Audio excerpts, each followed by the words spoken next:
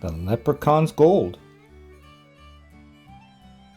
by Pamela Duncan Edwards, illustrated by Henry Cole.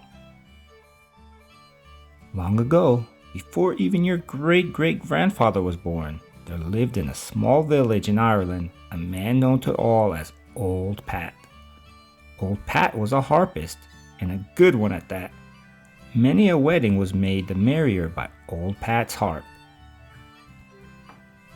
In the same village dwelled young Tom. Tom had learned his own harp playing from Pat's teaching. But now, Tom thought himself a better harpist than Old Pat. He was much given to boasting and bragging and charging the villagers great amounts of silver for his skills. Old Pat was humble and willing to play his music for free for those he knew had not the means to pay. "Foolish old man," scoffed young Tom. "What use is a gift if not to make you rich?" Old Pat replied, "I am rich with friends, and that is enough."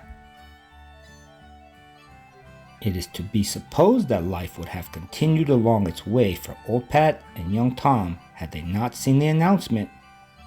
By order of the king, harping contest to choose the finest harpist in Ireland at the royal palace. All may enter. To be known as the best harpist in Ireland would be an honor indeed, said Old Pat. Don't waste your time, old man, sneered Tom. It's a young man like myself they'll be wanting. But Pat shook his head and gathered his few meager possessions for the journey. Aha, thought young Tom. If we traveled together, he's sure to offer me a bit of his food. That would save me a penny or two. And so it was that on this night the two sat together by their fire of twigs. They were footsore and weary from walking the many miles toward the royal palace. As he listened to Pat practicing for the contest, a sudden thought flashed through young Tom's mind. I could lose to this ridiculous old man. So as Old Pat turned his head for a second, the wicked boy quickly snapped a string on Pat's harp and pushed his own spare string deep inside his bag.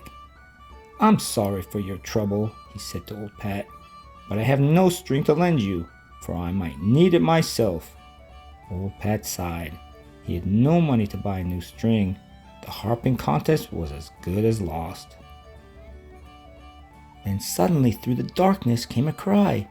Help! The two men shivered, for they knew tales of tricks played on poor travelers by villain leprechauns. Surely 'tis the little people that's after us, whispered young Tom. But as the voice rose to a wail, Old Pat's kindness of heart proved stronger than his fear of leprechaun tricks. We must find out who's in trouble, he cried to Tom. Not I, declared young Tom. I'll have nothing to do with it. I'll not take the risk of missing the contest. He turned his back to the voice and covered his ears. On shaking legs, Old Pat walked toward the sound of the voice. In a clearing, he saw a tiny man with his foot down a rabbit hole. Help me, sir, cried the little man. I took off my shoes to rest my feet, and a rabbit has taken hold of my big toe. Help me! From deep in the burrow came the shrill laugh of the rabbit. Let's go, you rogue, the little man yelled down the hole. I'll have you for dinner, you pesky bag of flea-ridden fur. I'll soon fix that scoundrel, thought Old Pat. He bent down and barked fiercely as a fox might in the night. The rabbit let out a scream of fright, and out popped the little man's toe. Thank you, cried the leprechaun, for a leprechaun he was. Come, said Pat, trying not to laugh, for a funnier sight he thought never to see. I've not much to offer, but what I have, you're welcome to share. Old Pat led the leprechaun back to the fire. I see your fellow traveler is up and gone, said the leprechaun. A brave fellow indeed he proved to be, but I thank you kindly for your help.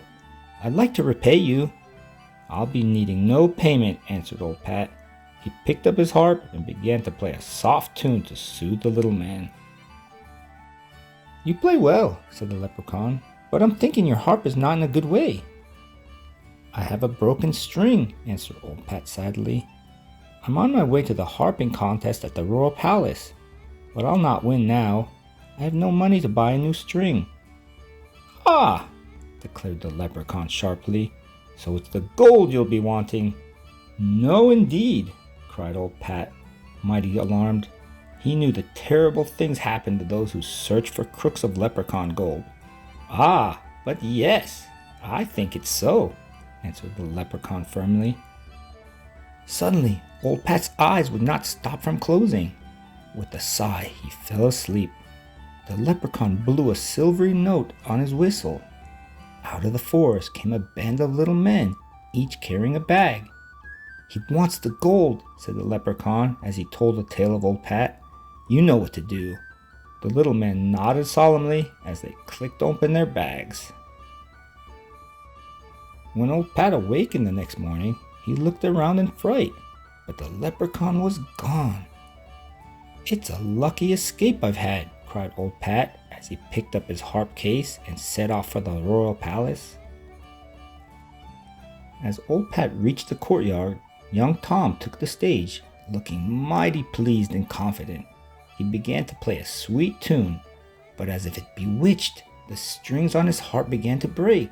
One by one, they twanged and twitched and twirled in the air until all lay dangling. Young Tom gazed at his harp in horror, but then he knew. "Leprechauns!" he muttered as he hung his head and shuffled from the stage. Now it was old Pat's turn. With sadness in his heart, the old man reached for his harp. Then his eyes widened, for there, inside his bag, lay a glittering gold harp. "The leprechaun's gold!" gasped old Pat. He lifted the golden harp and began to play. He played the merriest music ever heard, so wonderful that the wind itself stopped to listen. A wild tune it was, which filled the people's hearts with joy and their lips with laughter.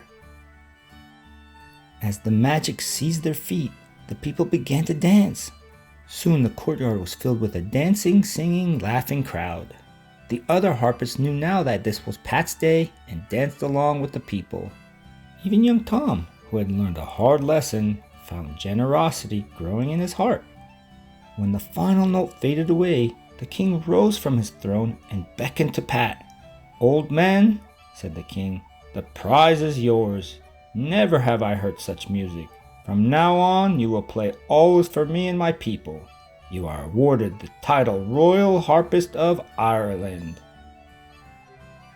From the nearby forest came the tinkling sound of a little leprechaun laughing.